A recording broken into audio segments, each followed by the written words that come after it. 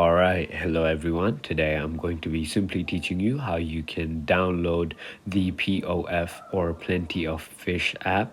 So all you have to do in order for you to go ahead and download PoF is open your App Store or Play Store. Once you have done that, you want to click on the search button on the bottom right and then simply tap on the search button.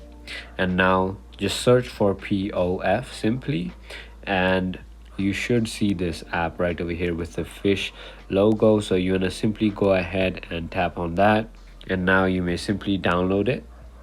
It's gonna take a while, but once it's downloaded, it's gonna go ahead and install on your device, and finally you can go ahead and use the app.